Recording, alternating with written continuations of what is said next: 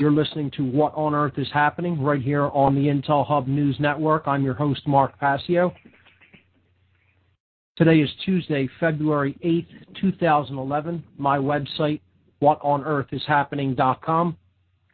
The network's website, theintelhubnewsnetwork.com. I'm hearing some background noise on the network and not sure where that's coming from, but this show is live every Tuesday evening from 8 to 10 p.m. Eastern Time. Tonight we have a real good show lined up for you on subversive symbolism in modern culture. And this is part of our ongoing series on the methodologies of mind control. We've been covering various techniques of mind control that are employed in the modern world that go back into the ancient world, as a matter of fact. And symbolism is one of the biggest. This is technique number 13 out of the 14 that we have outlined for exploration on this radio show. And we'll be delving into a bunch of different kinds of symbolism this evening, but specifically we'll be focusing on solar symbolism, which is symbolism that employs the sun as an archetypal image. We will look at life force symbolism, and we will look at symbolism that employs concepts and ideas of astrotheology. So we looked at astrotheology as tied in with religion as a method of mind control formerly on this show, and astrotheology is also employed in some symbolism that is used to basically subvert consciousness. We're going to look at some forms of symbolism that basically get into the subconscious mind. And of course, these are used through advertising and product placement.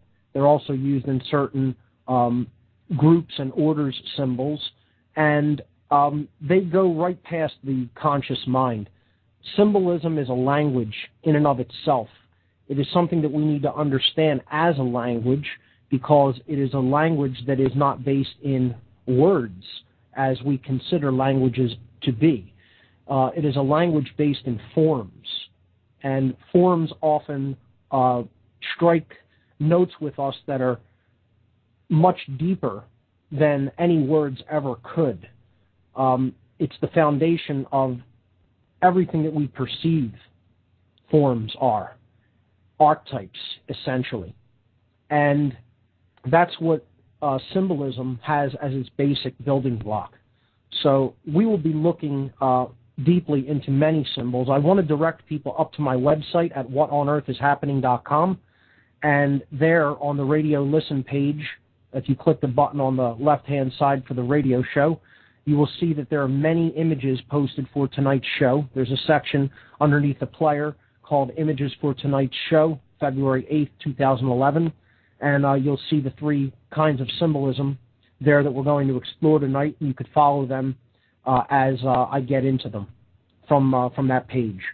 So with that having been said, I'm going to give the call-in numbers and read the event announcements, and then we'll jump right in. Okay, call-in numbers. Feel free to call in at any time. There's no taboo topics on this show. There never are. I'd like you, if you do call in tonight, to talk about symbolism a little bit. You could bring up other things if you want, but if you have any comments or suggestions or symbols that you want to explore or would like analyzed or like my interpretation of, feel free to call in and talk about that. So the call-in numbers, there's two. You could take your pick. If you're listening on the TalkShoe network, you can call in to 724-444-7444. Once again, if you're on the TalkShoe network, call in to 724-444-7444 and put in the call ID number for this show, which is 83515. Once again, the call ID number 83515.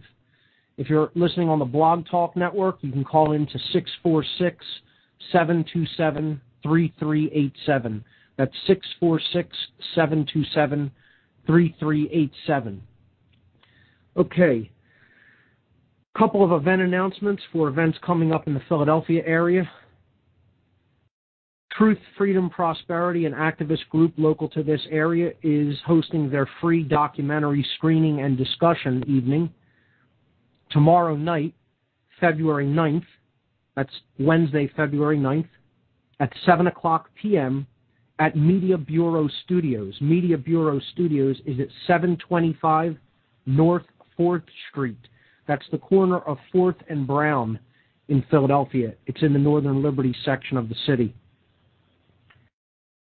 They will be showing the documentary Melt Up, the beginning of a U.S. currency crisis. And this is kind of an ongoing thing with Truth, Freedom, Prosperity showing some financial-related documentaries. A discussion will be held following the documentary. It's not that long, so there'll be plenty of time for a discussion afterward.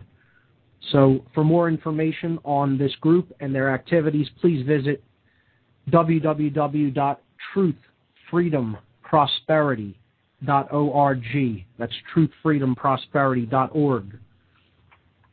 And finally, the Free Your Mind Conference coming up in 2 months, 2 short months away. A conference on consciousness, mind control, and the occult. Free Your Mind, Saturday, April 9th and Sunday, April 10th, 2011, at Ruba Hall, 414 Green Street in Philadelphia, PA. The doors open at 9 a.m. on both days, and the program begins at 10 a.m. on both days. Admission is only $20 per day in advance and $30 per day at the door.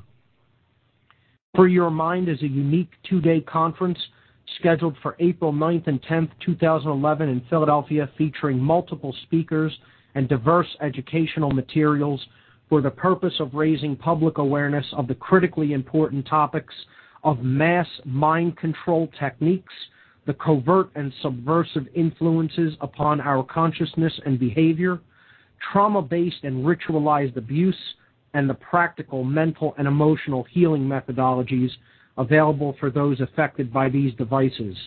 The featured speakers, Aaron McCollum, Alfred Weber, Andrew Basiago, Bob Tuskin, Farah Yurdozu, Freeman Fly, Jan Irvin, John Nicholson, Joseph Mara, Larkin Rose, Laura Eisenhower, Mark Matika, Mark Passio, Michael Kelly, Paul Marco, and Suzanne Taylor.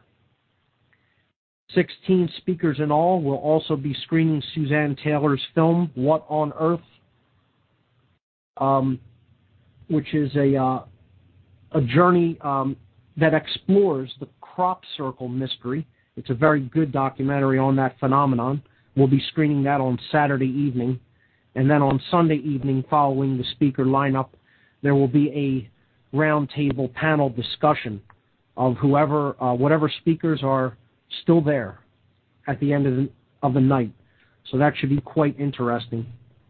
For more information on the Free Your Mind Conference, please visit www.freeyourmindconference.com. That's freeyourmindconference.com. If you are interested in attending the conference, I highly recommend getting tickets in advance, as you'll save money and you'll also help us to cover travel expenses for the great lineup of speakers that we have for this event. So go up to the site, get your tickets early. If you can, consider making a donation. Instructions for doing so are there on the website. So that's the event announcements. Let's jump in with our topic. Subversive symbolism as a methodology of mind control. We have already looked at 12 methods of mind control in detail on this show over the past weeks. If you aren't familiar and you haven't listened to those shows, you can go back into the archive by going to whatonearthishappening.com and clicking on the podcast tab of the website, and there you will see the past 45 weeks of shows listed there. All of the podcasts are free. They're all in MP3 format, so you could easily download them and put them on any digital music player or phone and listen to them at your leisure. So we're going to delve into now the 13th method of mind control out of our 14 that we originally outlined. And what we need to understand about symbolism, as I've said already, is that it is a language in and of itself. That means that we need to become literate in this language if we are going to understand exactly how symbols are being used in our culture, in our environment.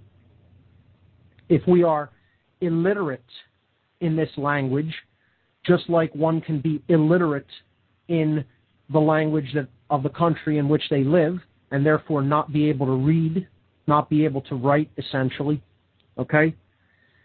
That puts you at a distinct disadvantage in any culture.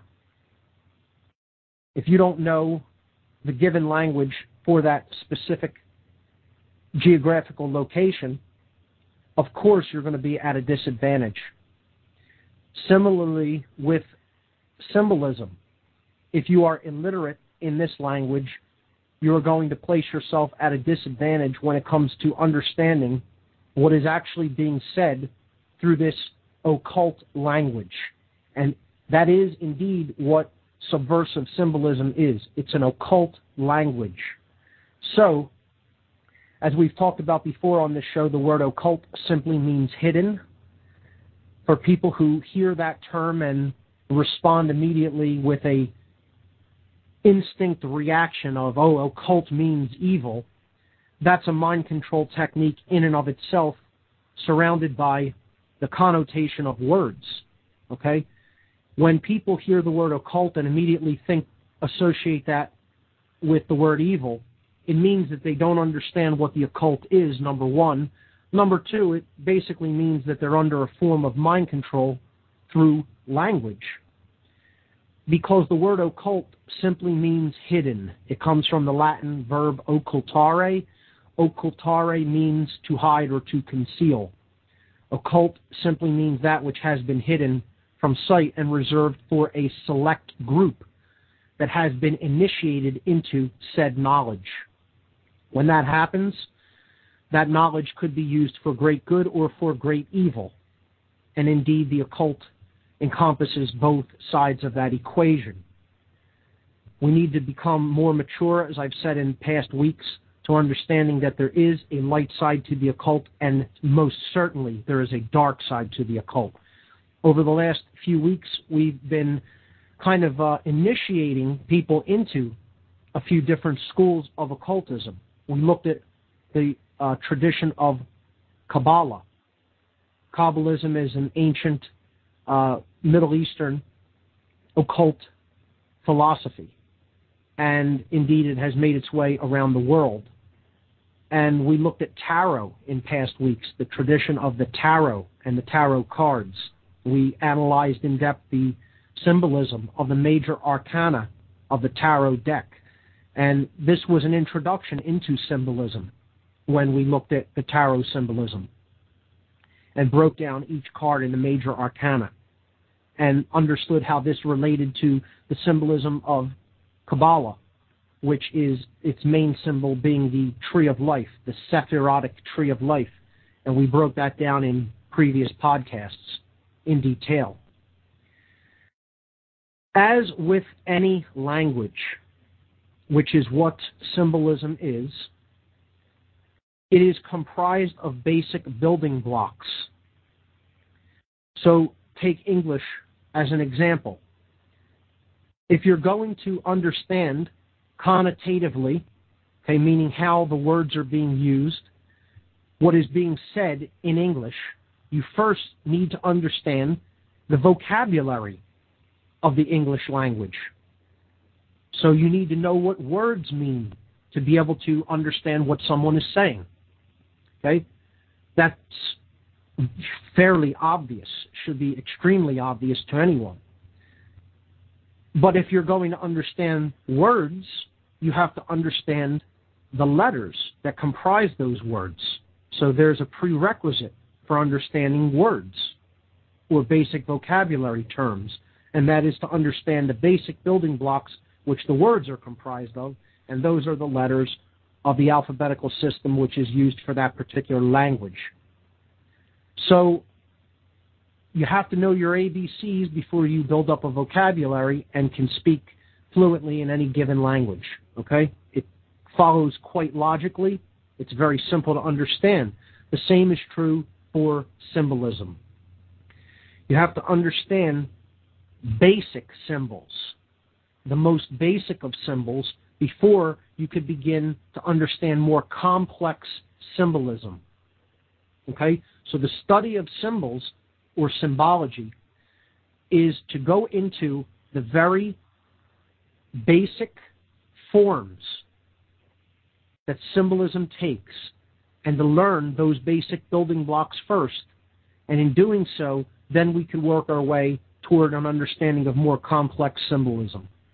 So what we're going to do here today is we're going to begin to break down some very basic symbolism, okay? And this will follow a progression. It will follow sort of a logical, linear progression as we do this, because we don't want to get ahead of ourselves, because then we're going to be attacking symbols that are a little bit too complex to grasp without the prerequisite understanding of the basic building blocks of simple symbols. Okay? So, let's see. The three kinds of basic symbolism that I've prepared for tonight's show, and you'll see them listed there on the website, on the radio listen page, are solar symbolism, life force symbolism, and astrotheological symbolism. Now, we've looked in depth at astrotheology when we talked about religion on this show in previous weeks. Again, I highly recommend people to go up to the website, go to the podcasts. If you're not familiar with astrotheology, by listening to the show or by reading about it through other sources, there is extensive information listed in the podcast section on astrotheology several weeks back. I'm going to start with solar symbolism. Okay, so this is symbolism that employs the sun as a basic building block. Okay, it can have lots of other aspects of symbolism within these symbols, because in many cases they are complex. They're not just simple symbols. But we're going to actually look at how the sun is used in affecting consciousness of the viewer of specific symbols. Symbolism is all around us in our culture. It's everywhere. It's omnipresent. You can't go anywhere without seeing it. You can't go anywhere without it being employed, without it being used, and it's being used for specific purposes. Okay? And those purposes, in general, the number one purpose of subversive symbolism, before we get into the breakdown of the solar symbolism, the number one purpose of symbolism that is being used to subvert consciousness and to place it at the mercy of some other force or some practitioner or some business entity or some military entity or some government entity, okay? The main way that it is used is to specifically target a need. And this is very critical to understand, okay? Those who employ symbolism for targeted purposes are targeting needs in society. Needs. They are looking at specific needs that, for the most part, are not being met, or that need continuous meeting, that need continuous replenishment. Okay? So, energy. We all use energy and need energy to live. So this is one form that symbolism will target. Specifically, solar symbolism will be used toward energy. Okay? It will also be used, and there's reasons for this which we're going to break down. Reasons which may not be that obvious at first, but once you start breaking this down, it becomes pretty apparent. And it's actually simple to understand why they would use solar symbolism for these reasons. Okay? Anything that is associated with necessity to live, food, okay? Money, sadly, necessity to live in today's society. We've talked about how money is an illusion on former broadcasts here on What on Earth is Happening. It's not actually real. Its effects are made real by the mind control of the people that believe in it. Therefore, it can be the determining factor of someone's life or death in this sick, mind-controlled society that we live in. Okay? So, solar symbolism will often be used in situations in which money is being highlighted. It will also be used in scenarios that are stressing information, okay, and the importance of information to a person. All right, so the most effective forms of subversive symbolism are those that target a need that is not present. Now, this is another thing to keep in mind. When we do not have something, when we are deficient or lacking in a particular area, whether it be physical, psychological, spiritual, symbolism will be used to convey to us that the product or service being advertised through this symbolism, okay, is what we need. So it is selling back to the person through the symbol something that the person selling it knows that the person who they're attempting to sell it to is lacking. Okay, I'll say this again.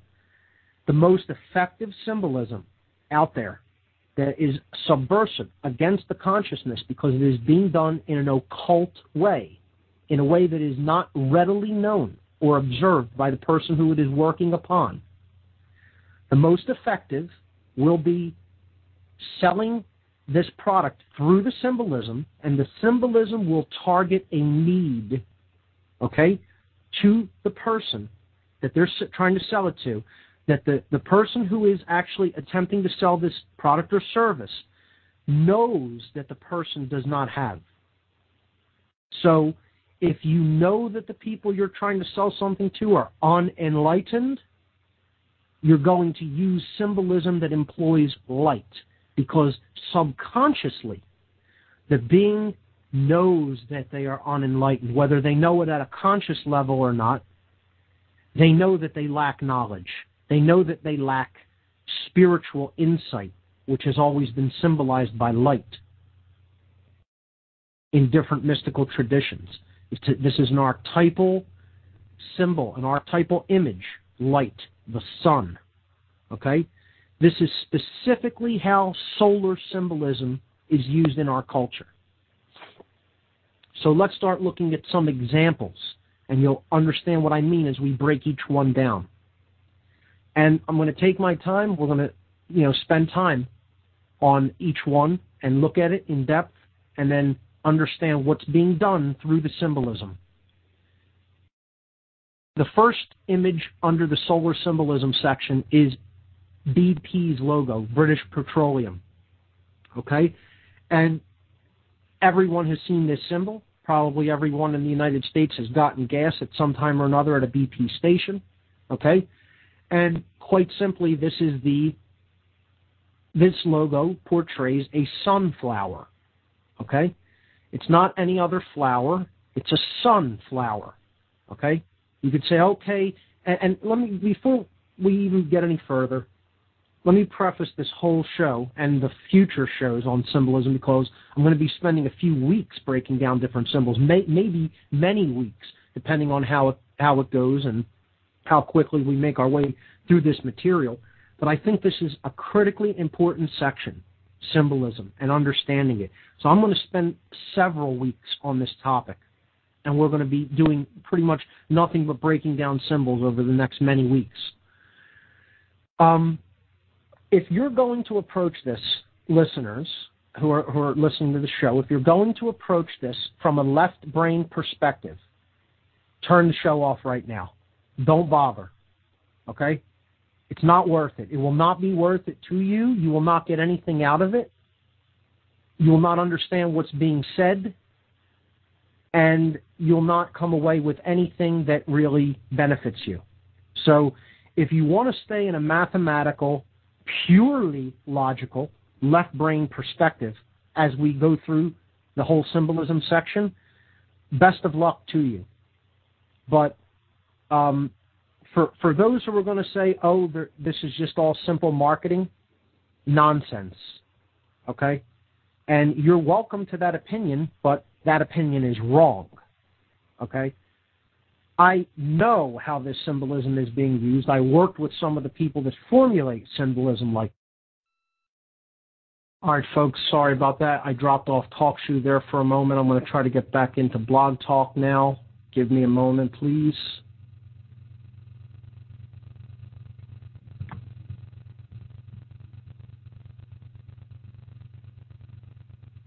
Blog Talk Radio.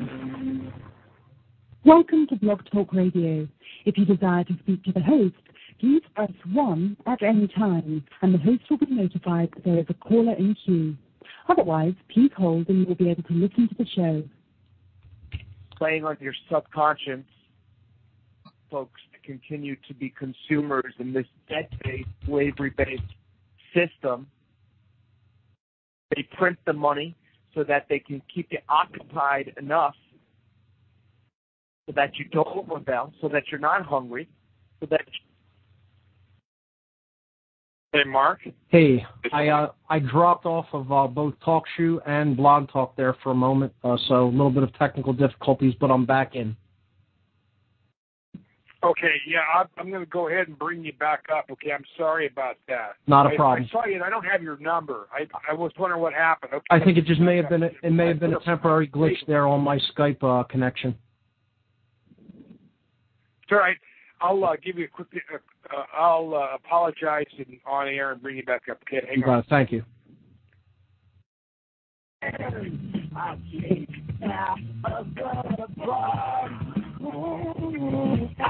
saw my best friend tonight, so don't push me too far. A very wealthy U.S. citizen is predicting that in 2011 we will witness the most important day in America in more than 50 years. He says it will change everything about our lives. The way you shop, travel, invest, educate your children, and even how you take care of your health and family. Now this man has made some outrageous predictions over the years, but the crazy part is he's usually right. You see, he predicted the collapse of GM, Fannie Mae, Freddie Mac, and America's biggest mall owner, General Growth Properties, a few years ago. In fact, Baronis called his work a dire prophecy. Now, this has nothing to do with the stock market, but it could have a huge impact on almost every aspect of your life. And recently, he created a video which you can watch online for free, detailing his biggest and most important prediction yet. And it's a real eye-opener. I can't stress this enough. You should at least watch this free video online today. He explains everything you need to know, including simple steps you can take to protect yourself. You can find the video at www.endofamerica8.com. Although this video may be offensive to some audiences, it's worth checking out. Again, that's www.endofamerica8.com. Watch this free video at www.endofamerica8.com. Are you still paying your credit cards and so-called bank loans thinking that you owe the money? Do you feel like it's your moral obligation but can't see an end in sight? But what if I told you that in truth, you don't owe a single penny, and that the banks know this? Hey, Mark? Hey. Hey, Mark? Yes, I'm back. I'll just try to bring you up after the break, okay? Sorry about this. Great, no problem. Thank you. Take care of yourself and your family, and I urge you to consider taking action right now. The economy will not wait. If you want to know more so you can prosper through the economic collapse, all while staying honorable and true to yourself, then call 877-417-8393. That's 877-417-8393. Or visit freetoprosper.com right now.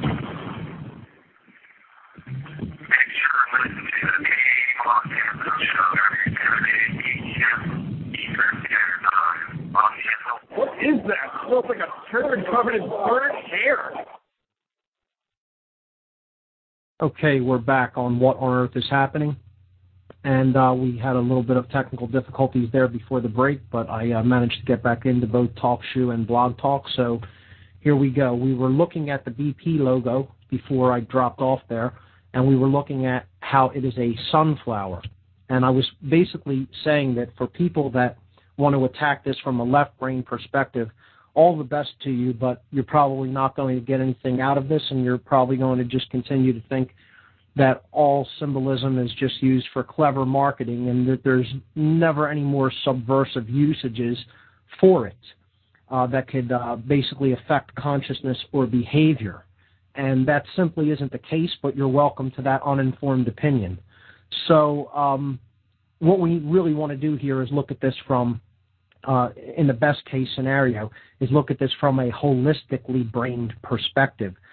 We need to understand forms, and those can often be analyzed from a left brain angle. However, if we're going to look at meaning and the real reason behind some of the ways that the symbolism is used, we have to come together, bridge the gap between the left and right brain, and we have to understand things from a holistic perspective. And that incorporates the right brain hemisphere, which is the creative side of the brain, which is the sacred feminine aspect of our consciousness. And it is the one that helps us to think outside the box. It helps us to think non-linearly and holistically. So that is what I would suggest would be very conducive to helping us to understand this symbolism. Okay? So as we go forward, please keep that in mind. The BP logo is a sunflower. Here we see the sun being used symbolically to represent energy. Of course, this is an energy company. It sells gasoline, petroleum products, and these are seen by us as necessary to our ability to move and travel.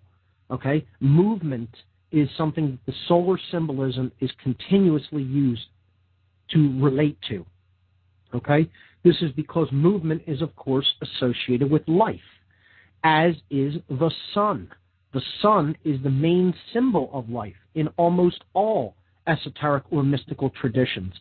The reason for this is quite obvious to anyone, because we couldn't live without the sun. The sun provides the energy, the heat, the light, the warmth that we need to live on this planet. It helps crops to grow, without which we would not have food and would not be able to sustain ourselves.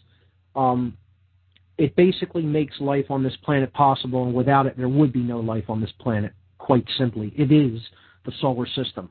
It is 99.9% of the mass of the solar system, and it is the life force energy that drives this region of space, quite simply. So this is why this symbolism, this is why the sun is used in this form of symbolism. It wants you to relate their product with all of those things that we inherently know the sun provides. So you're not just going to think of it as gasoline. You're going to think of it as the thing that makes life possible. Because without life, there isn't movement. And what they're basically selling you is something that makes movement across the earth possible. in the limited forms that we're using it right now, and in the limited types of technologies, that we have for transportation. Clearly, this isn't the only form of technology that would be able to get us from point A to point B, as many of those advanced technologies that we could be using are being suppressed actively by people in the big oil industry. Okay? So the sun here being used as a symbol for life energy. Okay? Again, we'll look at a different form of this in the next section when we talk about life force symbolism. Okay? But specifically here, this is how we're seeing the sun employed on the BP logo. Now, we'll see this repeated over and over again in different logos. And again, I'm only putting a very small portion here, just a few to give people an example. And then you could do further research on your own, but the best research is just to observe symbolism in our culture. You could just see it all around you once you understand the language that it's speaking. Okay, then you'll understand how it's being used in different circumstances. So look at the Shell logo. This is image number 2 in the solar symbolism section, Shell oil. Okay, so you would initially think, okay, that's just a shell, okay, like a seashell, okay, because it's shaped like that, right? But if we really look at the symbol from a perspective of remove the outline or make that bottom piece of the outline like a horizon so that it's like a shell-shaped window that you're looking through to the outside world, okay? We would see that there is something that is yellow, that is bright, that is rayed, okay? It has rays emitting from it. This is a sun on a horizon, okay? It right in the symbol. You have to just shift your perspective of how you're looking at it. Instead of looking at the whole thing as outline and all, you need to look at it as if you were looking through that red thick outline to what's behind it, which would be a symbol of a rising sun coming up over the horizon. Again, they're using the sun connected with energy, okay, and life force, something that is necessary and that you could not live without, which we know is not the case when it comes to gasoline. Okay, but this is what the idea symbolically that they're planting in your mind. This is the reason for that. Okay, the reason that they're using the sun in conjunction with an energy company. Okay, specifically gasoline. Okay, the idea is you need this. You can't do without it. It can't be done away with, because if it were done away with, life would be done away with. That's the idea here. Okay? Let's move on to the third one and look at the Gulf oil logo. Okay? So this has a bright orange disk. And this is another archetypal symbol. The solar disk associated with Aten in the Egyptian cosmology, or Horus, okay, as we saw images of Horus when we looked in the astrotheology section, and we broke that down, okay? Again, this is quite obviously the sun here, okay? So the same idea. So you obviously, can see the progression here and understand it's being used in a similar context to associate the energy resources that they're providing you through gasoline with the life force-giving energy of the sun. Okay? We look at symbol number 4 here on the solar symbolism section.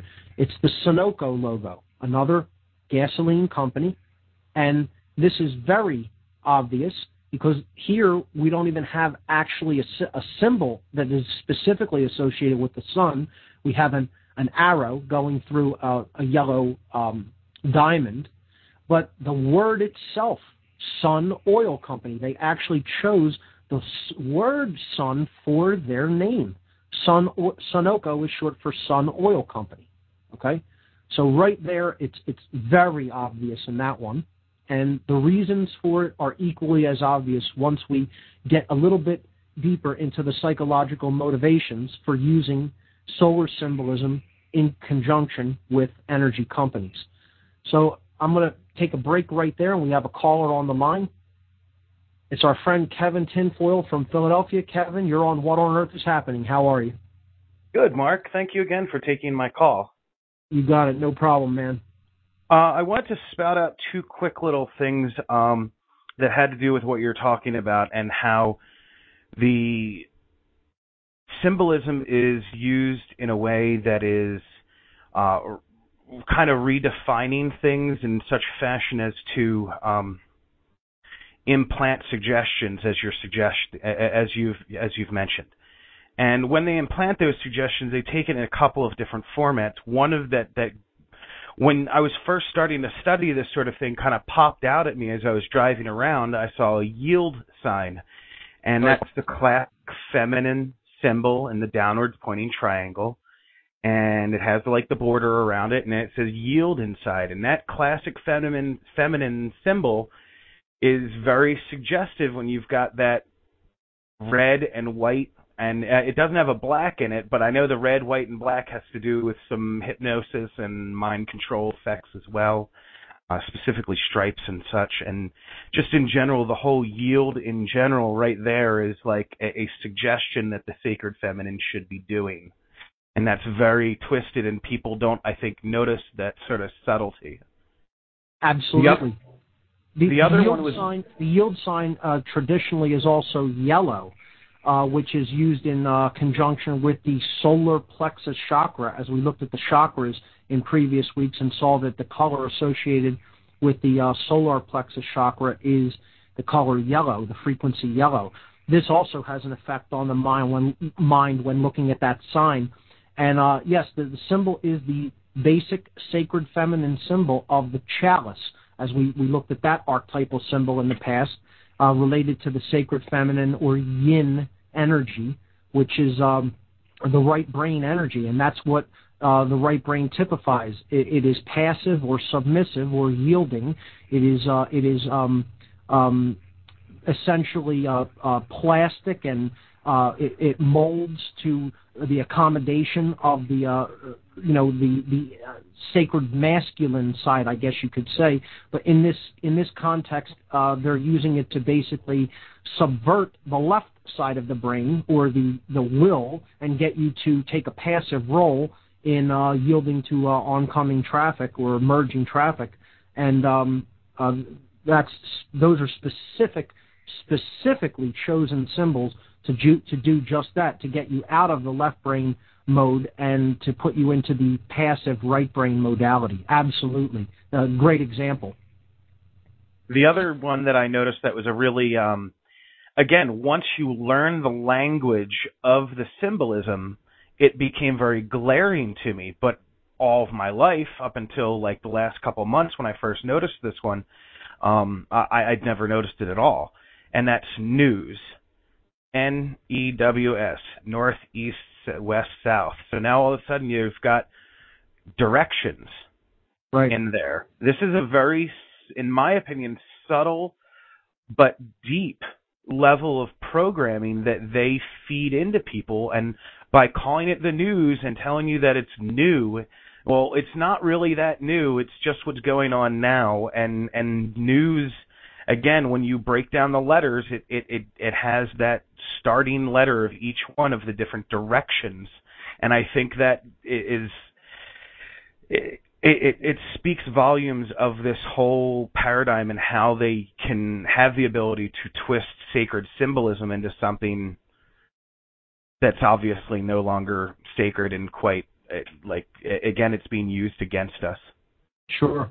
Now, it's like they're teaching us what to do with the news, like that. That's the whole point. It's like they're giving you directions. They're helping you become pacified to what's going on.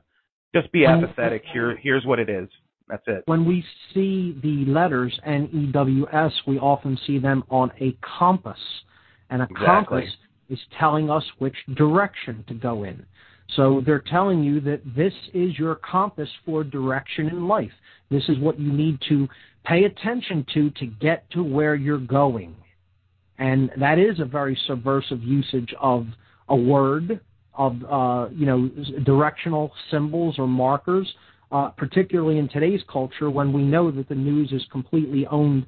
News media companies, in the mainstream media at least, are completely owned by globalist entities and by people who are really looking to subvert the freedoms of the people of the world through, big banking corporations, intelligence agencies. This is who owns the news throughout the world, but specifically in the United States. I mean, it is owned lock, stock, and barrel in our country. Speaking of own, I noticed that the OWN, the Oprah Winfrey Network, spelled backwards, and they kind of even do it during their commercial where they spin the word around, the letters around to spell OWN.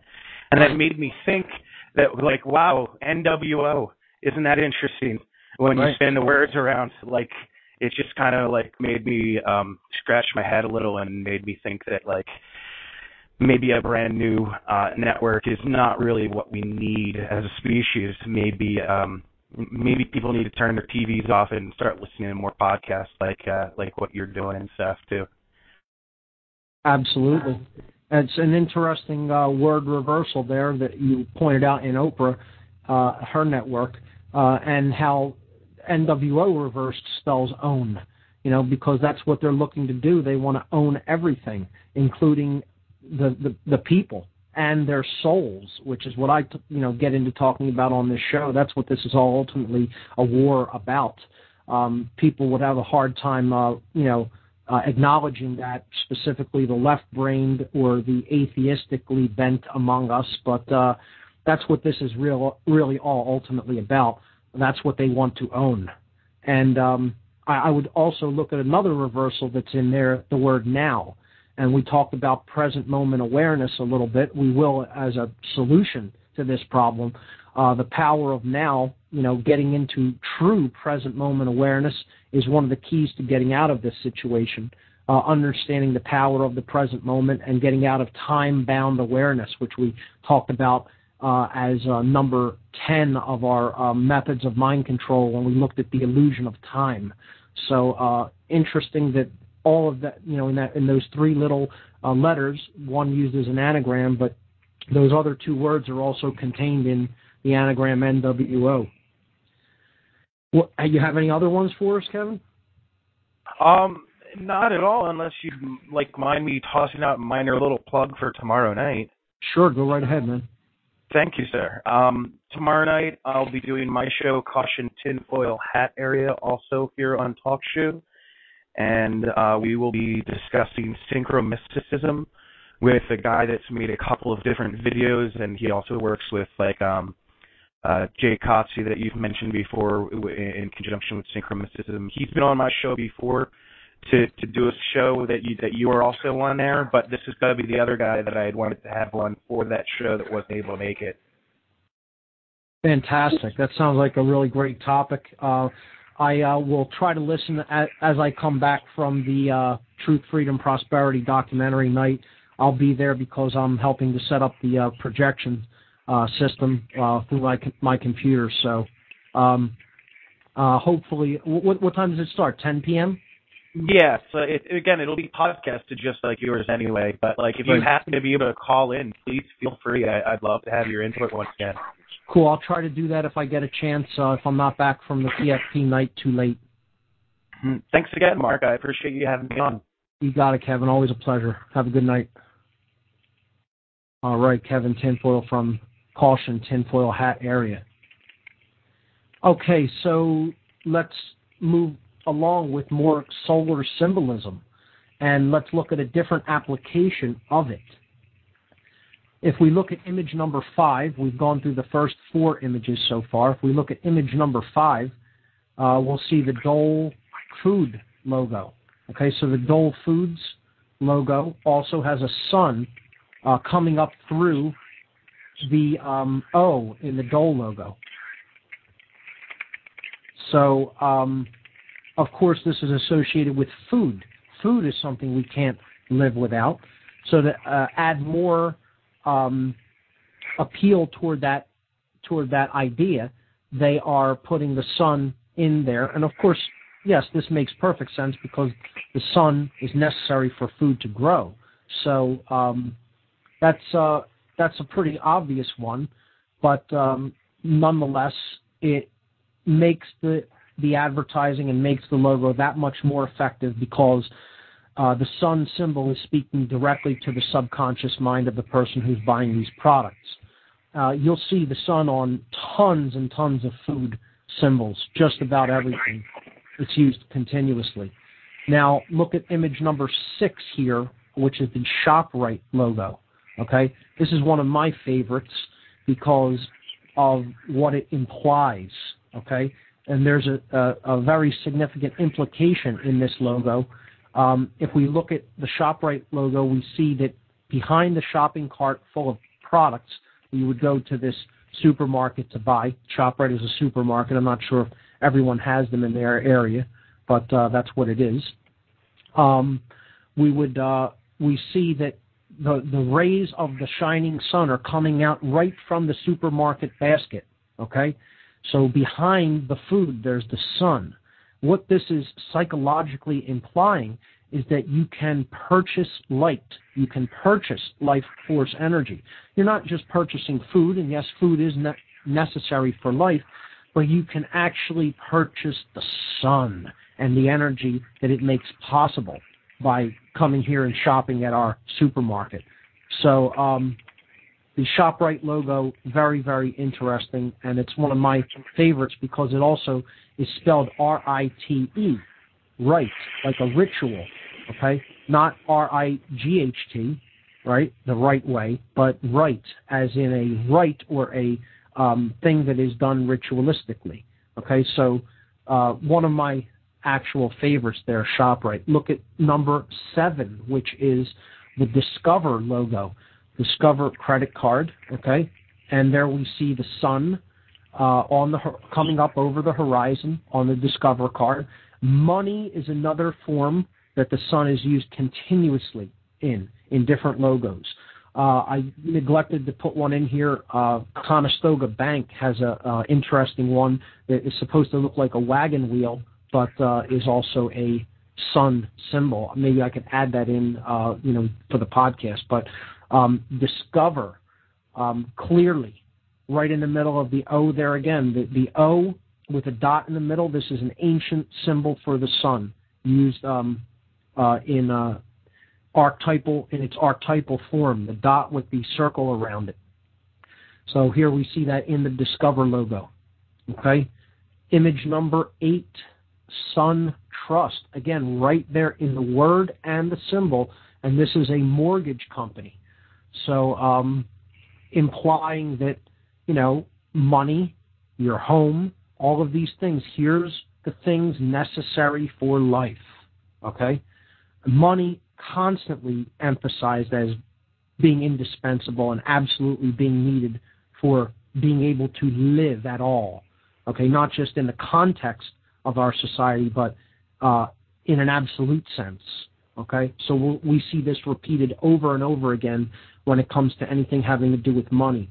There it is in Sun Trust logo, very prominent, and they're associating it with the idea of trust, okay? Is a mortgage company anyone you should really trust? No. It's called a trust, however, okay? And that's putting that idea in there connected with the sun.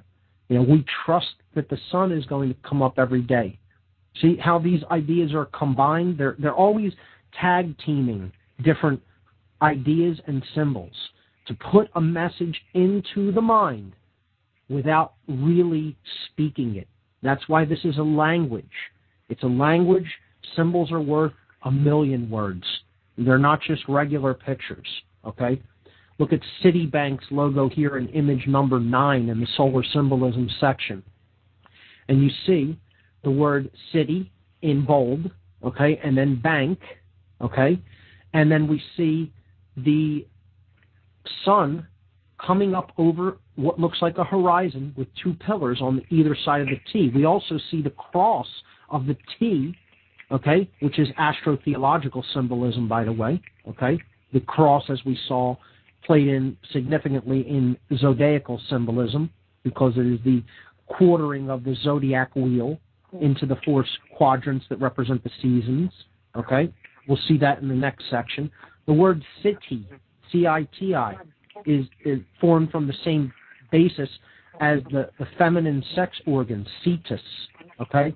So this is also putting in there the combination of the male, solar, with the feminine, C-I-T-I, okay? The root for the feminine reproductive organs, okay? And then associating all of that with the word bank. So it's saying money, our bank, this is the solar energy, this is what's necessary for life, and this is also representing the merging of the male and the female, which it knows everybody ultimately wants deep down inside, because that's the way to enlightenment and that's the way to higher levels of consciousness and getting out of the situation that we're in as far as what's playing out on the earth goes. And it's putting all of those things together in this logo. We also have the three pillars symbolized again, as we saw in the Kabbalistic tradition, and we will see in the Freemasonic tradition when we eventually break down that symbolism. But there's the three paths: the left-hand path of severity, the right-hand path of mercy, and the middle path of mildness that we saw in the Kabbalistic tradition. So look at how many different archetypal symbols here are combined in the Citibank logo. And if you think that they're not thinking of this when they come up with these logos, you're kidding yourself, okay? People will pay millions of dollars to have logos designed for the archetypal symbolism that they contain and the effect that they know that they will have upon the viewer. And it doesn't make a difference whether you don't understand these different esoteric symbols. They are going to have a subconscious effect simply by being viewed. Here's the intro music for the next break, ladies and gentlemen. We'll be back shortly. I'm your host, Mark Passio. You're listening to What on Earth is Happening? Are you your credit cards and so-called bank loans thinking that you owe the money? Do you feel like it's your moral obligation, but can't see an end in sight? Well, what if I told you that in truth, you don't owe a single penny, and that the banks know this and hope you don't find out? Here's where we come in. Free2Prosper.com specializes in a profound debt repudiation method which challenges the validity of your so-called debts, morally frees you from the burdens, and protects your property. Our system is often superior to settlement, bankruptcy, or consolidation, which often leave you in a worse situation. If you feel the moral obligation to take care of yourself and your family, then I urge you to consider taking action right now. The economy will not wait. If you want to know more so you can prosper through the economic collapse, all while staying honorable and true to yourself, then call 877-417-8393. That's 877-417-8393. Or visit free2prosper.com right now.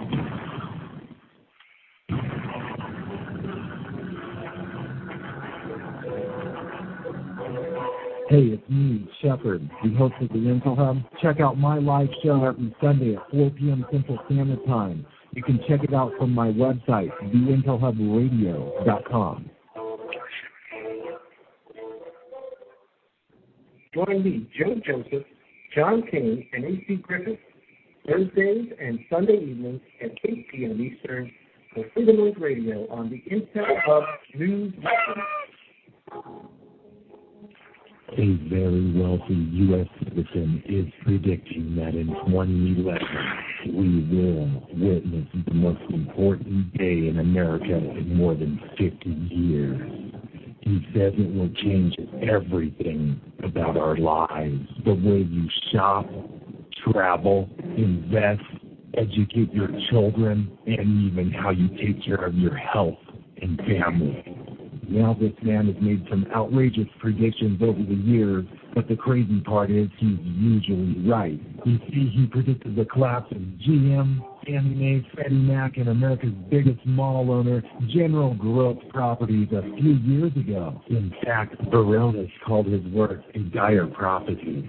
Now, this has nothing to do with the stock market, but it could have a huge impact on almost every aspect of your life. And recently, he created a video which you can watch online for free, detailing his biggest and most important prediction yet. And it's a real eye-opener. I can't stress this enough. You should at least watch this free video online today. He explains everything you need to know, including simple steps you can take to protect yourself. You can find the video at www.endofamerica8.com. Although this video may be offensive to some audiences, it's worth checking out. Again, that's www.endofamerica8.com. Watch this free video at www.endofamerica8.com.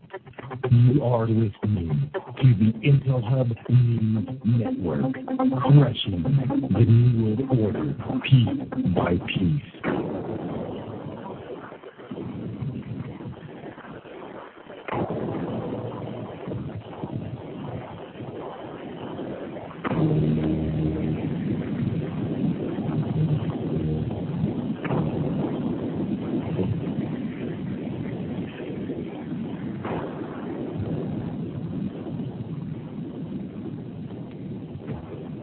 Okay, we're back on What on Earth is Happening. I'm your host, Mark Passio. We're into the second hour of the show now, so let me give the call-in numbers again. Feel free to call in at any time. The call-in numbers for the Talk Shoe Network, 724-444-7444. Once again, that's 724-444-7444. The call ID number is 83515. If you're calling on the Blog Talk network, feel free to call into 646-727-3387. I was analyzing solar symbolism. We were at the Citibank logo, which is number 9 on the list up there on the radio listen page at What on Earth is Happening. If you want to follow along with these images, they'll be also posted. They will also be posted to the podcast when I get the podcast up. Number 10 is Target. Target is a kind of like a superstore similar to Walmart. And there we see the main symbol of the sun, the dot with a circle around it, symbolizing the solar system. Okay. It also, there you see, of course, it represents a bullseye. Okay. It represents like the center of a dartboard. And this is critical because becoming enlightened is coming to one's true spiritual center. Okay? It is reaching one's target. Okay? The words are specifically chosen to go along with the symbol. They're putting things together in a psychological map so that these ideas are all associated when we look at that logo immediately by the subconscious mind. As I said before the break, it doesn't matter whether you even understand this at a conscious level. It will have an effect at the subconscious level. Before we move on to the next one, there's one thing I neglected to mention about the Discover card logo, which employs the sun coming up over the horizon. Discovery is made possible by shedding light upon something. Okay? So they're associating the concept of discovering something new, which, you know, the credit card might make possible, getting new things. Okay? So this is another association in the psyche that is being put together through the symbols. Shining light upon something enables discovery. Okay, so the words are also being used in conjunction, just like we see in the Citibank logo, the SunTrust logo, the ShopRite logo, and the Target logo. Okay, moving on to image number 11, the NBC logo, NBC network. Okay, television network. Here we see it's the famous NBC Peacock logo. Okay, and there are the 6 colors of the visible spectrum of light. Okay, employed in a radial design, which basically form a radiant sun coming up over the horizon again. This is a symbol we see over and over and over again, the sun on the horizon or coming up over the horizon. Okay, in the middle there is white. It's a white teardrop shape. Okay, and this white one represents the balance between all of them. It's in the middle. Okay, because it represents the enlightenment of coming online to one's true center or spirituality. It also contains the alchemical symbol of the peacock, which we briefly alluded to when we talked about astrotheology, and we looked at the peacock used on the court of the pine cone at the Vatican, which symbolizes the balance between the left and right brain and the activation of the pineal gland.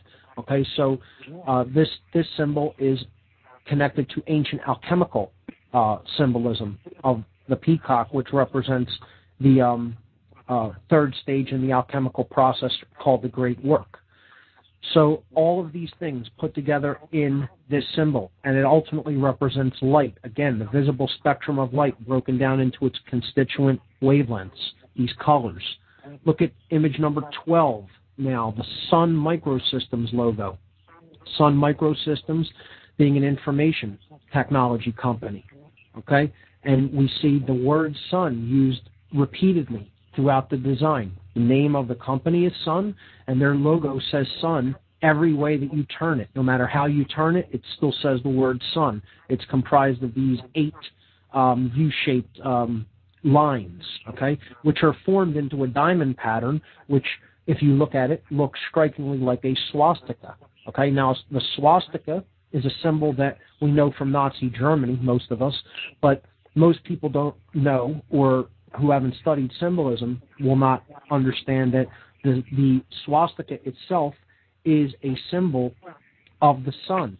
It is also a symbol of good fortune. It was used in the Far East as a symbol for good fortune. The Nazis took this symbol, which represented the path of the sun upon the zodiac, okay, because they were a male dominator solar energy cult, okay, of occultists and psychopaths, and they turned the logo into its inverse. They reversed the direction of the arms of the swastika and turned it into a symbol of ill will and hatred and, you know, rising masculine only energy, solar only, divorced from the sacred feminine lunar energy. Okay, so it represented the yang energy only, divorced from the yin energy.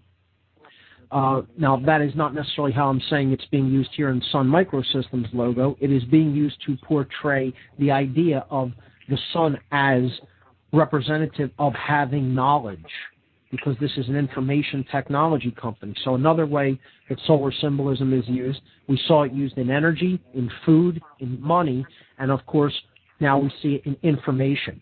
These are all things that we associate as necessary for life and living and prospering. Okay? Life, prosperity. Okay? So these two concepts often put together, and this is why solar symbolism is employed here. The next logo, Lucius Trust. This is a publishing company that published a lot of New Age books. Again, the symbol of the rising sun. We're at image number 13 now. The rising sun coming up over the horizon, okay? And the name Lucis means light. And again, the word trust in there again, associating all of these ideas. We're information. Information enlightens.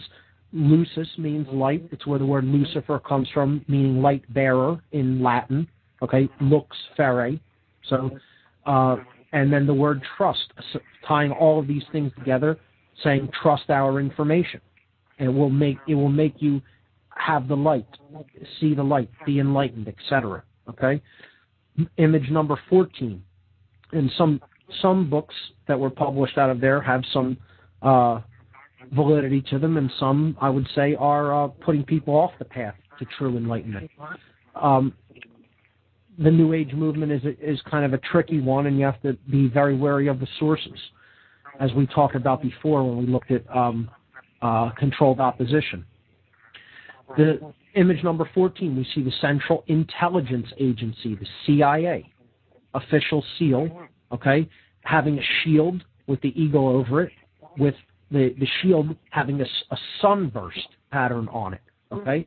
And we also see the cross there, which is astrotheological symbolism, again, zodiacal symbolism, the quartered zodiac, okay? But on the cross, the sun with its rays of light. And of course, this represents total awareness as far as information goes. That's what the CIA's goals and job allegedly are supposed to be, a warehouse of just data and information and knowledge, storage of that, about everything and everyone. Okay? So they're putting the sun there on that logo, that shield as well. Okay? Associating this with a concept of protection, that you need this to be there for protection, for life, and so that we have the necessary information there to provide that protection and that life. See how these ideas are associated through the symbols, and these are specifically chosen symbols to evoke those specific reactions. If we look at image number 15, now here we round it out full circle. Okay, image number 15 is Obama's logo, Barack Obama's logo that he was campaigning with throughout his campaign before he became the president of the United States. We see that it is the sun coming up over the horizon. Okay, it is the sun, the sky is behind it. We have a white, bright sun coming up. It's the colors of the U.S. flag, the blue with the red and white stripes. But the red and white stripes form a hill, or a curvature of land, and then over that we see the sun rising. And this is supposed to be an O for Obama, with the colors of the U.S. flag in it. But clearly, what we're really looking at here is a sun. Now, this is done for very specific reasons. This is done because Obama was positioned as a savior figure. He was positioned as someone that would come in, clean up the mess that had been happening in the United States before 2008, and he would save everybody. Nobody would actually have to really take decisive political action or actually change themselves, okay? He would just come in and do it for everyone as some kind of a savior or messiah. And as we've seen that the Jesus figure is associated with the sun in the astrotheology section, I won't go into repeating all of that, but listen to the podcast on astrotheology, read the books that are linked there in the podcast on those topics. And we understand that in the Christian tradition, which is basically astrotheology, Jesus is the Son, who is the Savior of the world. Not Son, S-O-N, as in Son of God, but Son, S-U-N, as the sun in the sky, who continually brings life. He is the light. He is the bringer of life, and he continuously rejuvenates the world by rising again after he has died and gone into the underworld, the dark of night, conquered by his brother Set. Of course, we saw he was associated with the Egyptian god Horus and many other sun savior figures throughout antiquity. So the astrotheological tradition as related to Christianity is all about solar worship. It is all about the ancient cults of astrotheology of the ancient world, namely the solar cults, and this comes down to us in its modern form in the religion of Christianity and the savior figure known as Jesus. So Obama is being associated with a Christ figure or a hero figure. This is another archetype, okay, being used, and it's being employed through his logo and associating that logo with his name. And this is a clear example of subversive symbolism. If we just look at this, it's very easy to understand that Obama was being positioned as the one who would come and save us from ourselves. And that's why so many people grafted onto him. They positioned him as a template for whatever change anybody envisioned. He was never real super specific about what kinds of changes he would want, like he's trying to push for this ability to shut down the internet like they're doing in Egypt. He's trying to push for this new emergency network, giving the president even more new emergency powers. All utter nonsense, all more power grabs, all trying to further enhance the power of the executive branch out of proportion with the other branches of the U.S. government. But needless to say, how they accomplished his psychological grabbing of the psyche of the American people was to get him to put forward the idea of change and to be vague enough about it so that anyone could graft onto that and associate with that idea their ideas for change. And in doing so, he would act as a savior figure to anybody. And that's why he was so extremely successful during his presidential campaign in 2007 and 8. So this is how this solar symbolism can be used in political situations as well. So let's move on to the next form of symbolism, which is life force symbolism. Now, this is very similar to the solar symbolism, as we will see, because of what it tries to relate to. Okay? It's relating to things that are necessary for living, and it's also associating those things with energy and money, as we saw with the gasoline logos associating with the solar symbolism. So the first one here is Lukoil. Lukoil is a Russian gasoline company that operates in the United States as well. I don't know if you may have them in your specific area. I know we do have lots of them here in Pennsylvania. So Lukoil, their logo here is an example of life force symbolism, okay, being used in a subversive way to associate an idea in one's mind with the product that they are selling to you, something that you need for life, okay, and something that they want you to continue to think that you need for life. But it's confusing all of these ideas simultaneously in the one logo, okay? So you'll see the O in Lukoil is a droplet, a small droplet, okay? And what that is supposed to represent is, ostensibly, it is supposed to represent oil, a droplet of oil. But oil is black in color, okay? Crude oil, okay? Refined gasoline is a clear or a yellowish type color, okay? A tannish. It's not red. Their logo is always red. This drop, regardless of what color that the logo letters may be written in, is always red. And there's a reason for that. It is not a drop of oil. It's a drop of blood. And we'll see this red drop repeated over and over again in certain symbolism. And this is done deliberately. This is done because they are associating their product with life force energy.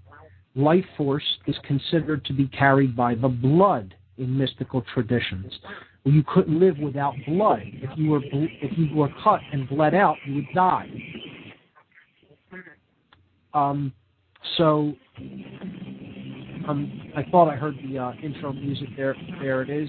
So we will continue and pick up with some life force energy symbolism on the other side of this break. Be back in a moment, folks.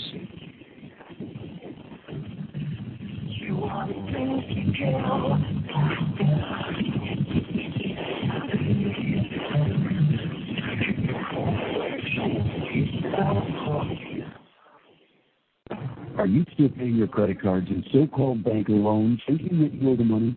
Do you feel like it's your moral obligation?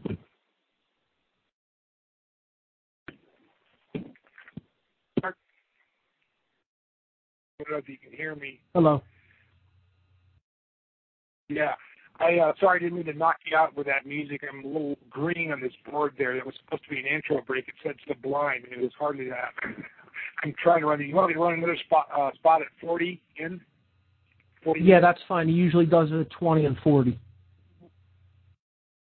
Okay. All right. Sorry about all the difficulties, man. You know, you're doing a good show. It's better, okay? No problem. Thanks.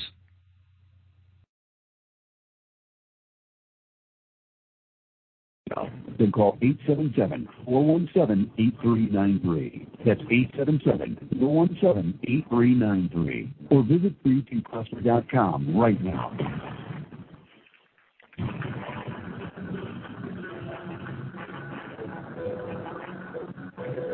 Hey, it's me, Shepard, the host of the Intel Hub. Check out my live show every Sunday at 4 p.m. Central Standard Time. You can check it out from my website, theintelhubradio.com. Join me, Joe Joseph, John King, and A.C. Griffith, Thursdays and Sunday evenings at 8 p.m. Eastern to Freedom Link Radio on the Intel Hub News Network. A very wealthy U.S. citizen is predicting that in 2011, we will witness the most important day in America in more than 50 years. He says it will change everything about our lives, the way you shop, travel, invest, educate your children, and even how you take care of your health and family. Now this man has made some outrageous predictions over the years, but the crazy part is he's usually right. He predicted the collapse of GM, Fannie Mae, Freddie Mac, and America's biggest mall owner, General Growth Properties, a few years ago. In fact, Baronis called his work a dire prophecy.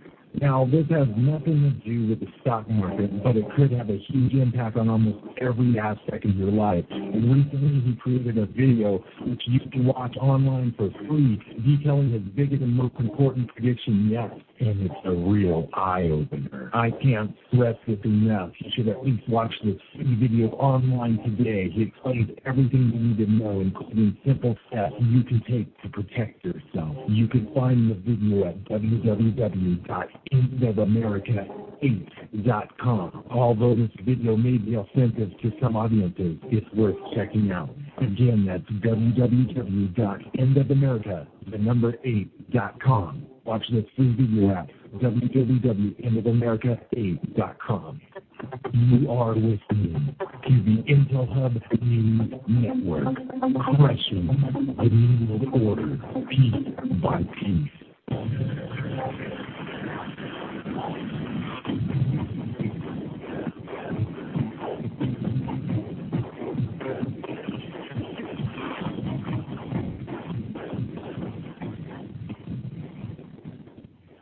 Okay, we're back on What on Earth is Happening. I'm your host, Mark Passio. Before the break, we were talking about symbolism that is associated with life force energy and how it basically sells its products to us by associating them with that concept. And the blood, okay, is considered to be life force in many mystical traditions, and it's very clear why. Without your blood, you would die. You have reliance on your blood to just sustain life. If you were bled out, life would be gone with it. This is why many ancient traditions considered that the life force was carried in the blood. So if we look at image number 2 in this section, we see this theme repeated with a blood drop associated with a gasoline company. Again, and of course, you know, they could make the drops black, but they're not. They're always red. Always red. Okay? So this is the main gasoline company of Mexico, Pemex. Okay, and there we see it associated with a falcon, which is also a solar symbol, or a hawk. Okay? If we look at image number 3, we see more teaming up of these archetypal symbols. We see the blood drop in the Getty gasoline logo as being red, okay, always red. And you'll notice this all the time. You can find the Getty, if you have a Getty in your area, you can find the Getty gasoline logo, and maybe written in different colors, but guaranteed that drop is always red, always, okay? And then in the middle of the blood drop, there's the solar disk. So now we have 2 archetypal symbols combined here, the sun and blood, okay, associated with Getty gasoline. On the final one for this section, we look at Commerce Bank. Now, Commerce, I don't believe, is around any longer. I believe that they were merged, and it is now part of a bigger bank whose name seems to escape me at the present moment. But Commerce was really big here in Pennsylvania years ago, up till recently when they were bought out and merged. But you think a bank takes its logo seriously? You think they do a lot of research and go to graphic designers and marketing executives and psychological experts before they put out a logo that's going to be seen by thousands, hundreds of thousands, if not millions of people? You better well believe it. Okay, so they're not going to just come up with something random. And yes, people will say that's a C standing for commerce, and I understand they're intending you to see that, but just look at it. It's a droplet, and it's a red droplet. And again, this is associated with blood, life force energy being associated with money and commerce and a bank. Right there in the logo, symbolically being used to get into the subconscious mind to associate different ideas and to merge them in the subconscious so that they are one and the same. So when you think of life force energy and you think of vital forces that are actually needed for you to live, you will think of their bank. You will think of banks in general. You will think of money in general. Okay? This is what this is done for. That's the reason that this is done. Okay? So that's the life force energy section. Let's go now to the third and last section that I was planning on breaking down this evening, which is astrotheological symbolism. Okay, so we're going to break this down into three distinct subsections. Okay, so there are 23 images in this section. Images 1 through 7 are going to be general astrotheological symbols. More specifically, they're going to be associated with the zodiac. Okay, these are symbols that are used in association with astrotheology, but specifically these first 7 are zodiacal symbols. Okay, and we'll see examples of how zodiacal symbolism is used. In images 8 through 15, we are going to look at planetary and stellar cult symbolism. Planetary and stellar symbolism. So this is the cult of the stars and planets used in different product placement. Okay? In images 16 through 23, we're going to look at specifically one house of the zodiac, namely Pisces. Piscean symbolism. We are now in the age of Pisces, okay? And Pisces is, what that means is that the sun rises in the spring equinox in the house of Pisces, the zodiacal house of Pisces. So this is the age of the great year that we are currently in, moving toward the house of Aquarius, but still strongly in the house of Pisces. Therefore, solar symbolism will be often associated with Pisces, the symbol of the two fish, and religious symbolism will often be associated with Piscean symbolism. Before I break down this entire section, I see that we have a caller on the line, so here we go. Caller, you're live on What on Earth is Happening. What do you have for us this evening?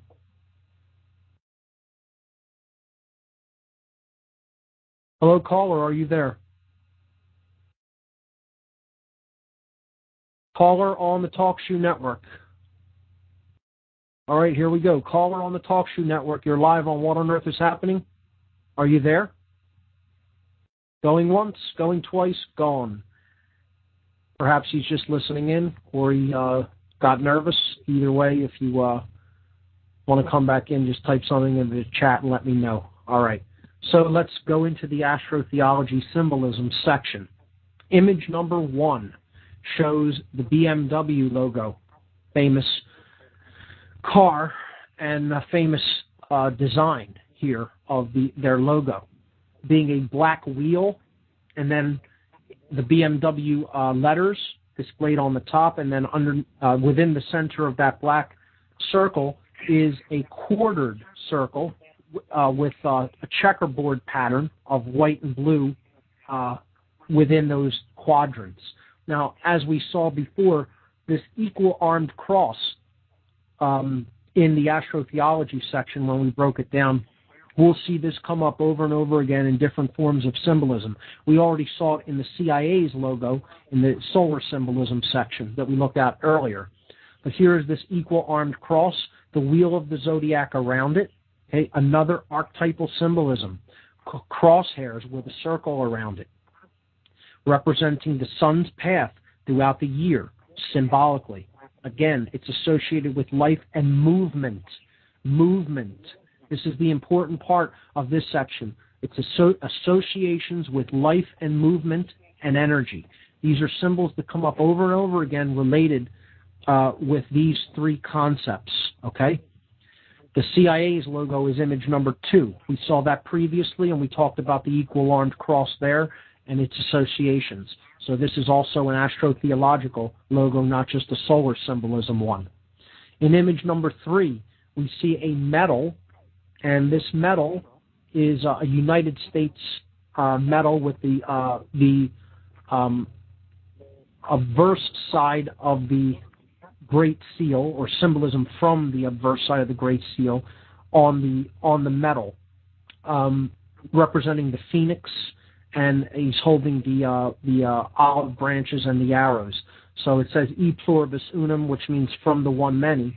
But this crest is put in the center of a equal armed cross, and this cross is known as the Maltese cross because it is representative of the symbol that is associated with the Order of the Knights of Malta. Okay, Malta being a small island off the coast of Italy.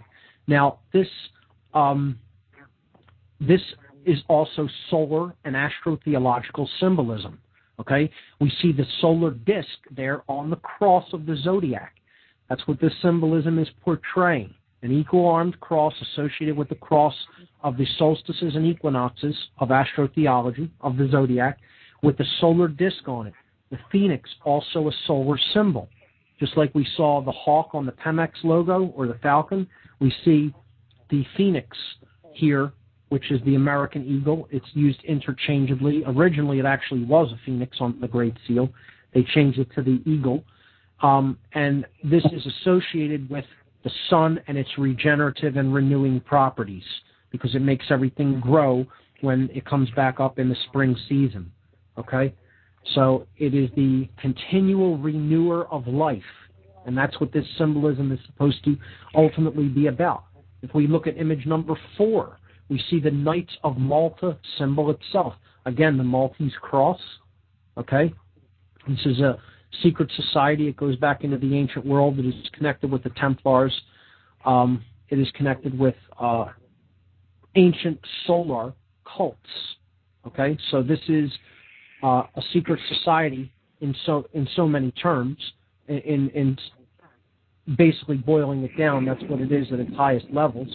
And here we see the equal armed cross of the zodiac employed in their rudimentary logo there for the Knights of Malta. Now, if we look at image number 5, this is a very complex symbol. It's a sigil in and of itself. This is the symbol of the 33rd degree of Freemasonry. So this is an honorary degree that is conferred upon Masonic initiates when they are essentially deemed worthy of it, and it is an introductory degree to what is known as the Illuminated Degrees of Freemasonry. We'll talk about that when we get into the Freemasonry section later on these podcasts. But this symbol shows the dual crosses of the zodiac.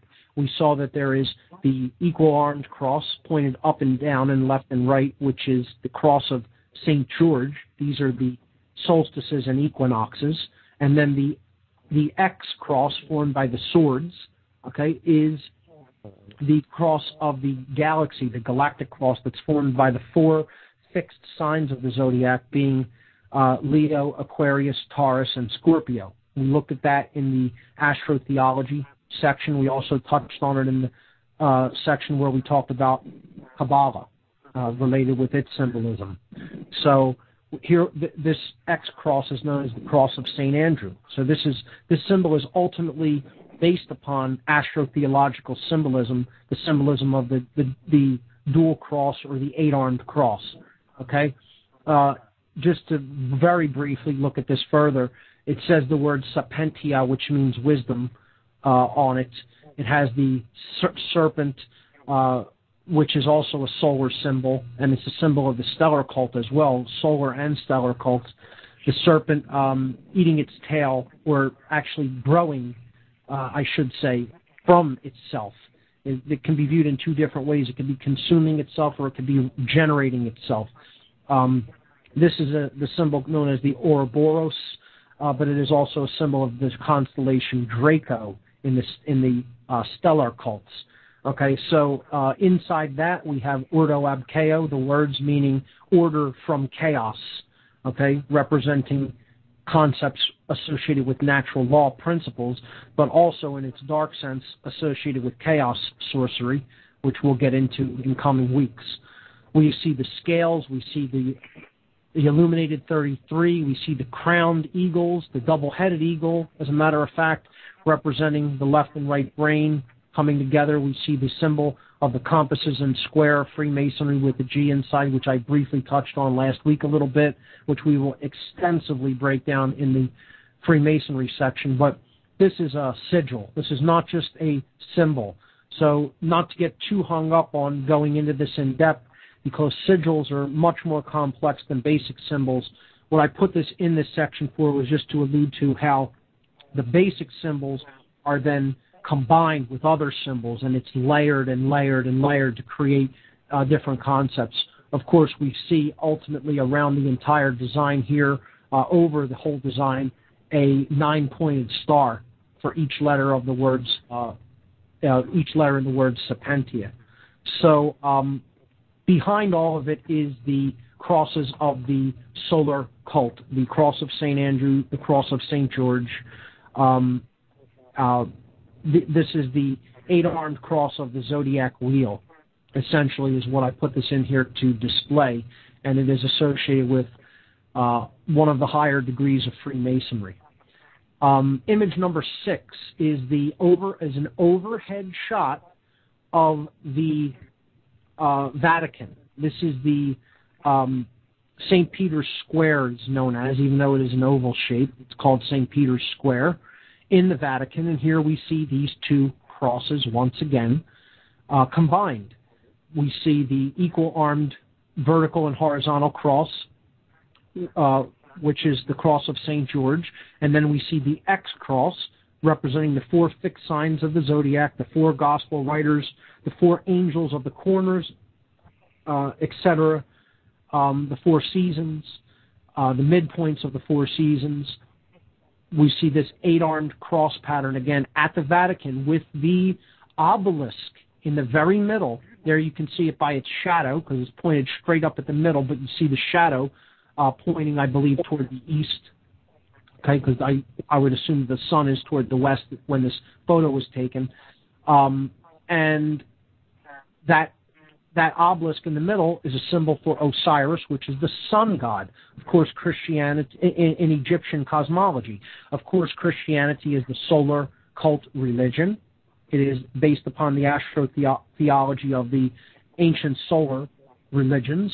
And that is why in the middle of its most sacred place, in the Vatican, we have the symbolism of the sun. Osiris's phallic symbol representing the rising of the sun, okay? And we see the solar cross symbolism combined there right in the Vatican. We'll look at Vatican symbolism in more depth later on when we break down symbolism, but clearly the solar symbolism is used extensively in religion as well. We're coming up to another break. You're listening to What on Earth is Happening. I'll be right back after these messages.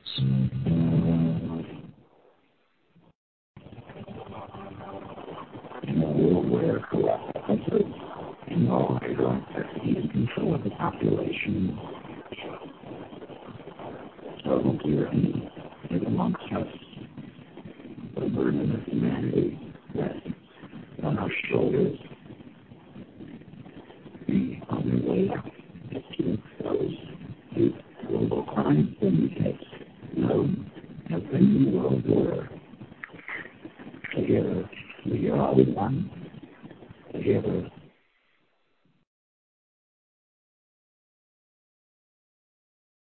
Hey, Mark. Hey. Hello. We had a call from Eric. Hey, we got a call from Eric. I don't know if you saw it. I don't know if you can see our switchboard. I tried to patch him in, but he was going to try to call back. I tried to tell him, I can't really talk to you on the air, so I don't want to just drop a phone call on you. Can you put him through right after the break? I'll tell you to put him through after the break, okay?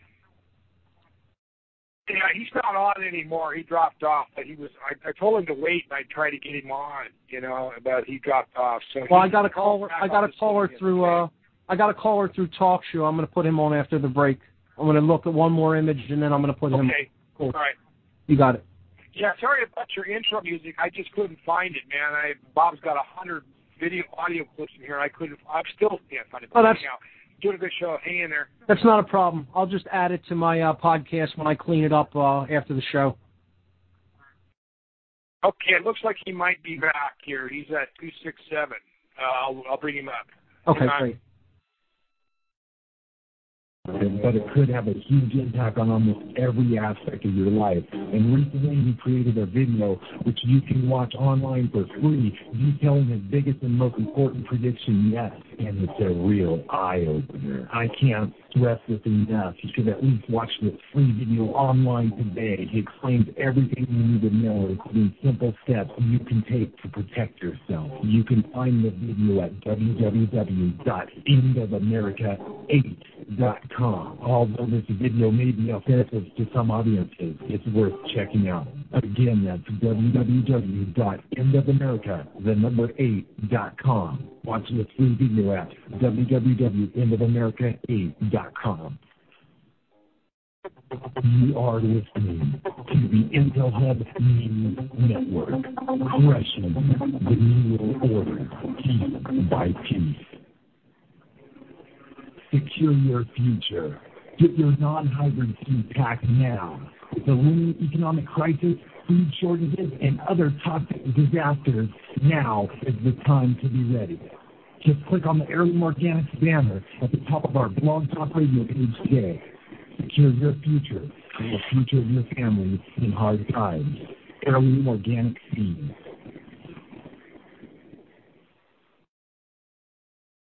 Join me, Joe Joseph, John King, and H.C. Griffith. Thursday night and Sunday night at 8 p.m. for Fundamental Radio, Intel Hub News Network.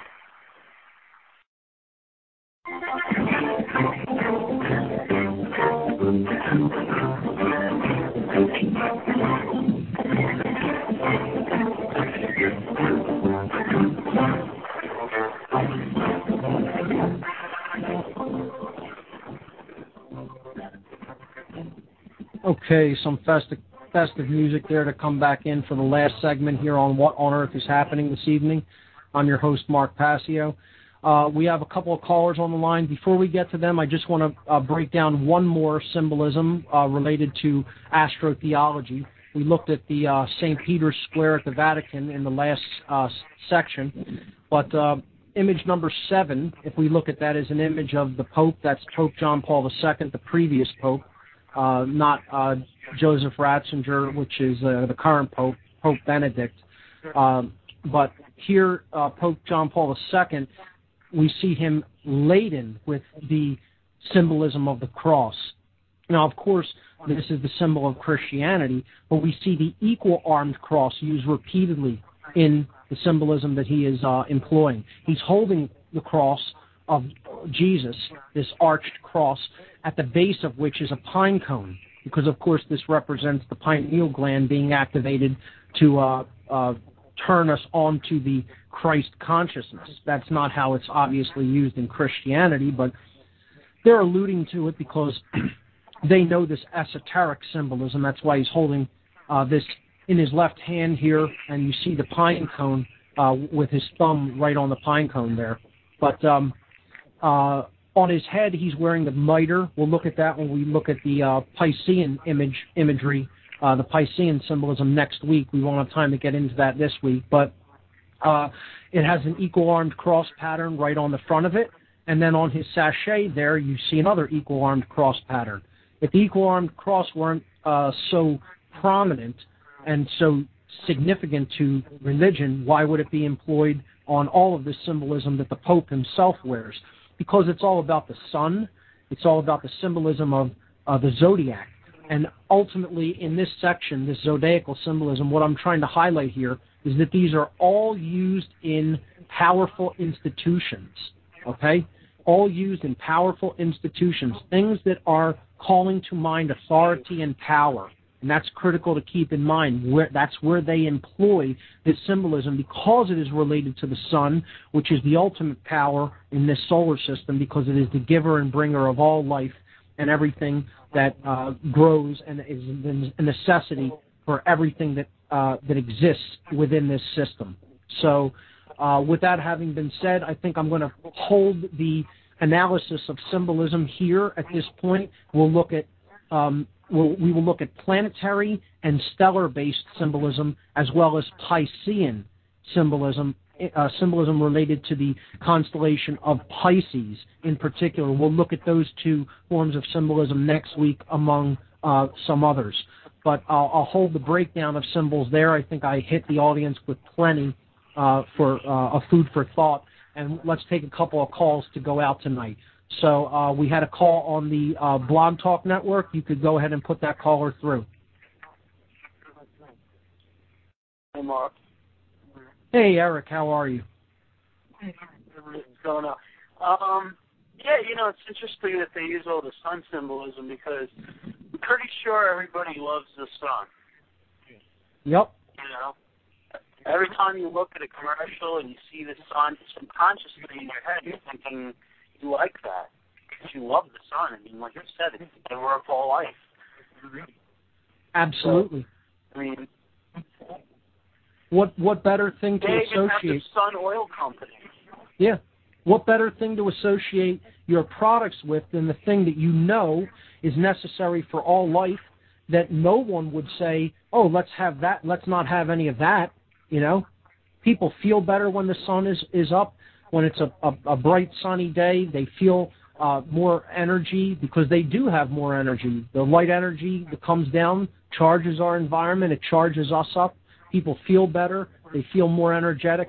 Of course, they're going to put that symbolism in to associate their product with something that is as powerful as the sun. Of course, Obama's going to use that to market himself as well. Because he's the giver of all life. He's Obama. The Obama Messiah. That's him. The Obama Messiah, as he was called by Mark, certain do you think that Freemasonry is a religion? No, I don't think Freemasonry is specifically a religion, per se. It is what I would consider it in its true essence. Maybe what it has become resembles a religion now. In its true essence, it is a philosophy. It is a way of living that helps us to understand natural law. Okay? In understanding natural law, we understand how the generative principle works, which is basically how we create the scenario that we are getting in the physical reality in which we live. What Freemasonry ultimately is a code.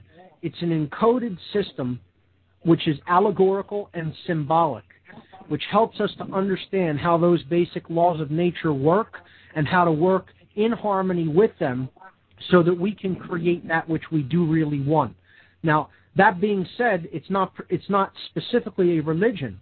However, it is a system that can be infiltrated and has been infiltrated by people who may have had the intention of learning this to promote their own agenda while keeping its true essence from other people, and in doing so have turned it into what resembles a religion now. So, my answer is a little bit complex, but I would say in its true essence, Freemasonry is not a religion, but what it has become in the modern day can be considered a religion. It's one of the reasons I belong. It's one of the reasons I will not affiliate myself or join any official Masonic institution on the earth.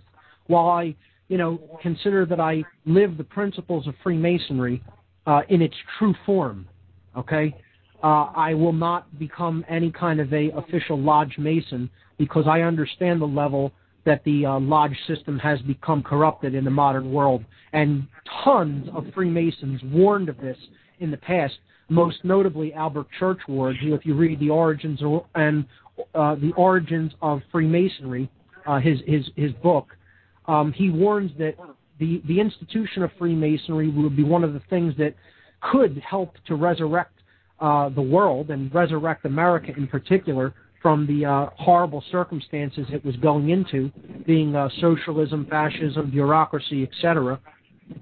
However, he said if Freemasonry did not reform itself in the earlier part of the 1900s and, moving into the 20th century, that it would become something that would propagate that officious bureaucracy and socialistic forms of government, and that is what we do see happening. Churchward's predictions have largely come true in the modern day, sadly. Okay, well, I guess we'll let the other call come in now, but I appreciate it, and I'll talk to you soon. Thank you, Mark. Eric, thanks so much, man. Always a pleasure to hear from you. All right, we also have a caller on the TalkShoe network. Here we go. Okay, caller, your name in the TalkShoe forum is non-member. You're live on What on Earth is Happening. What do you have for us this evening? Hi, Mark. It's Bob from Cincinnati. Can you hear me? Yes, I can. Bob, how are you? Oh, great. I was the caller earlier. I'm trying a new system, and I apologize. I have a comment or a question and a comment. Yes. Firstly, the question on your image number 5, astrotheology, which you kind of dug into a little bit, that sigil, if you'll note, as you already know, they appear to be crossed swords, but one of the sword tips seems to be a pointing hand, and it appears to be, and I'm sure, and that's what I'm asking my question. What is this strange pointing hand? I know that in the Jewish tradition, it's called a yad or a yad, and it's a little pointer. But can you share with us the deeper cultic meaning of this thing? And my comment is, if people think this is just a purely Jewish symbolism, I would disagree because, Mark, in my studies, I've run across, of course, the whole German Nazi thing. They dealt heavily with occultic symbolism. The eagle grasping the swastika in a circle, the swastika set inside a circle, that circle can be transposed as the disc with wings, and that's amazing unto itself, drawing back to the ancient Egyptian. But the Hitler himself, in his giant headquarters, at his the wood inlay, there was some occult symbolism, and there were some crossed swords, a spear and a sword is the wood inlay. Then next door on the left-hand side, there are two spears with pine cones atop them over some Greek symbolism. The last piece were these two yads, these two hands on top of spears. What does this mean, Mark? Why do these high occultists in the highest realms of government and high religious orders, why do they gravitate? We know the pine cone. What is this hand pointing? Thank you, Mark. Okay. Bob, a phenomenal question. And while I would say that I cannot offer you a definitive explanation for this hand, I will do my best to explain it in the way that I understand from combining multiple forms of occult thought and multiple symbolism. One of the reasons that I almost hesitated to include this symbol is because it is very complex. There's so much symbolism all over it, and I didn't necessarily want to confuse initial listeners into this section who are just starting to study symbolism. But I put it there because it is so emblematic of astrotheological symbolism. Now, what this hand represents to me is just one of the things that you said is very accurate. The Hebrew symbol Yod means hand. It is the first letter in the name of God in the Hebrew tradition. Yod, He, Vav, He, which we derive when we transliterate those Hebrew characters into English, we get YHVH, which then we would pronounce Yahweh or Jehovah. Okay, so the letter Yod in Hebrew actually means hand. The word Yod means hand in Hebrew. Okay, so each symbol in the Hebrew alphabet is actually associated with a word, and Yod is hand. Okay, so it is the guiding force. Okay, it is the force that actually guides the universe. It is essentially natural law itself.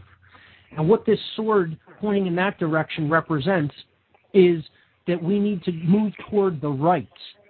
And this is another word play, toward being in the right, meaning the moral aspect, okay? Understanding natural law and moving toward that which is right or is within the boundaries of natural law, which is that which is moral. It forms, incidentally, a 45-degree angle. Now, with the two other arms of the vertically oriented cross. Now, this is a big idea in Freemasonry when you specifically start to get to the illuminated degrees. Again, a lot of Freemasons think that Freemasonry ends at 32 degrees because that's where the Red Lodge stops. The White Lodge begins at degree number 33 and progresses from there. And many Freemasons will even not acknowledge that there is such a lodge. That there's only the Blue Lodge and the Red Lodge, and that simply isn't the case. These illuminated degrees make use of higher level symbolism. We see the 33 above the eagle's, the double-headed eagle's crown illuminated with light. This represents also the activation of the pineal gland and the capstone of the pyramid. Okay, it's the Christ consciousness. It is the bringer of light. It is the way, the truth, the light, natural law. Okay. It's all of these concepts. But underneath, if you were to actually be able to see what's printed on that sachet that the eagles hold, you'll see this on other versions of the 33-degree emblem. It says Deus meumque jus, which means God and my right. And this means that God is the guiding force, the sacred intelligence that underlies everything in the universal field is the guiding force that is leading us toward higher levels of awareness and ultimately to acting in unison with natural law, which is morality. And that's my best attempt to explain that hand there. We can go into this more next week, but for now, that's all the time we really have time for on this episode of What on Earth is Happening. I want to thank everyone for listening, and I'll see everybody back here next Tuesday night at 8 p.m. I'm your host, Mark Passio. This is What on Earth is Happening. The website, whatonearthishappening.com. The network's website, the Intel Hub News Network.com. I'll see you here next week, folks. Good night.